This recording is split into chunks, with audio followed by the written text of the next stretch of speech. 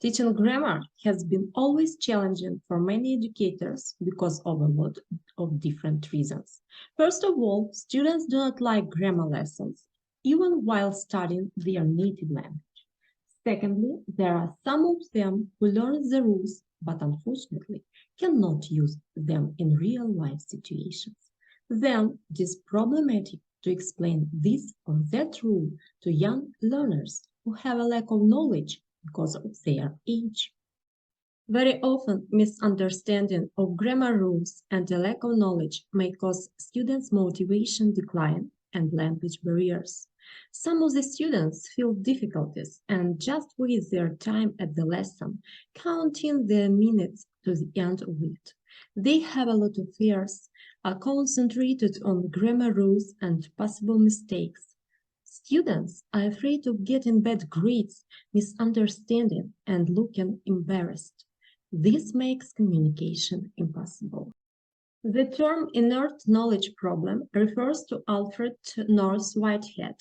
It is about traditional approach of teaching grammar. When the teacher explains the rule, students memorize it and do the exercises on the rule.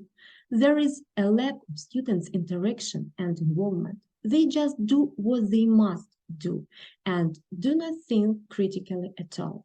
They are in a bulb, grammar bulb, and as a result of it, students cannot use their knowledge outside their classroom and leave the bulb. 21st century is an era of rapid changes and unpredictable innovations.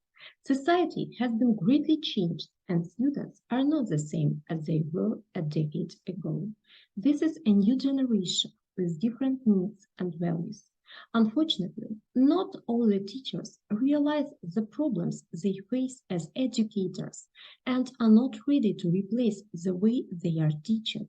As we know, one of the essential skills we should master is flexibility. It is about both students and teachers.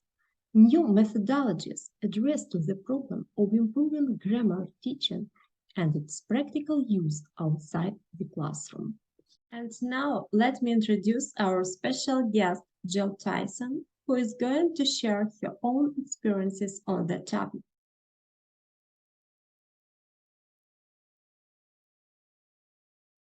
Hello, my name is Jill Tyson and I'm from the United States and the great state of Tennessee. My state is mostly popular for Elvis Presley, Jack Daniel's whiskey, country music, but if you come to the United States, I'd invite you to come to Tennessee for our beautiful nature too. We have the Great Smoky Mountains National Park. It's the most visited park in the United States. And we have so many historical things in Tennessee too that are so important for American history. So please come. But you won't find me there now because since 2018, I've been working as an English language fellow, a virtual fellow, an English language specialist, and an English language consultant sponsored by the U.S. Embassy in Bishkek, Kyrgyzstan. I could have never imagined that an English teacher from Tennessee could be working in Central Asia and Kyrgyzstan.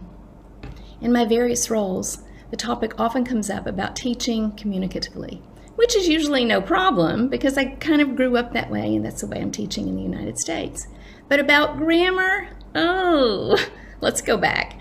So I am a native English speaker, and most native speakers don't usually grow up learning too much explicitly about the grammar of their native tongue.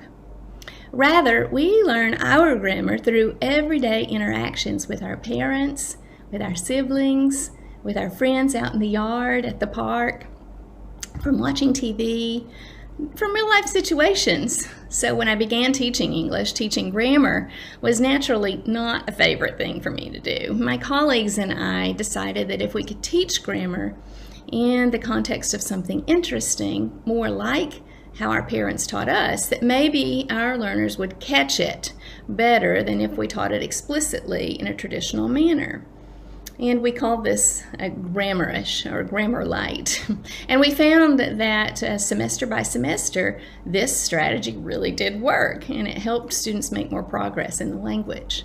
So while trying to get across a grammar point, playing a game or going out of the classroom to practice a grammatical construction might help solidify the new learning. And likewise, having students listen to a podcast or a song that repeats a certain grammar point helps students to be able to also analyze like what sort of situation you can use this grammar target grammar in. And so methods like this, they do tend to produce better results than standing and giving a lecture and some controlled practice. Even some things like starting a casual English club, they go so far in helping students learn grammar communicatively. Look at it this way.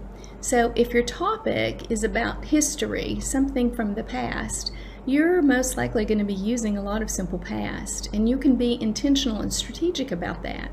Or it can be any other past construction. Same way with a current event. If the topic for the week is about current, then it's going to be something like simple present or conditional, etc. So when you think about teaching grammar, I'd like you to think for a minute to be like your mom or your dad. And you know the topics that your students like. You know what they think is funny or interesting, or the hot trends and just the shows they're watching, things like that. Just like you do with your own children or other children that might be in your life. And by using this kind of strategy, you're going to be using, your students are going to be using the grammar more accurately, and you can almost guarantee that they're going to know the situations better. Again, so in teacher trainings, which I do a lot of, we do some common icebreakers like find someone who.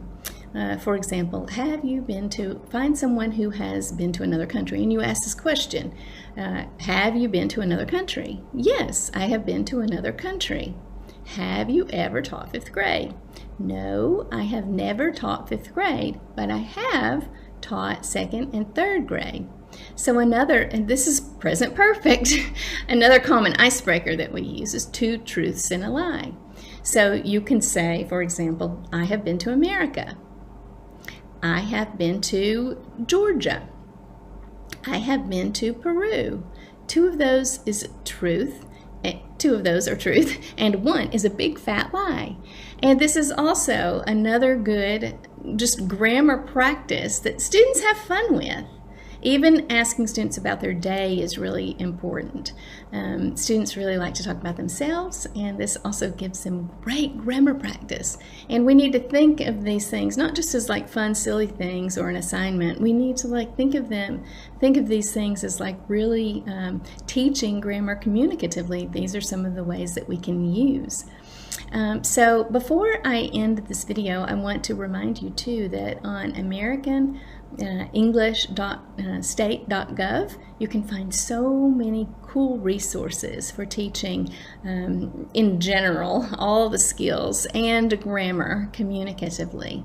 And thank you so much, IRYNA, for asking me to be part of this series. And I hope you guys are all enjoying this project, and good luck as you go back to school very soon. Bye.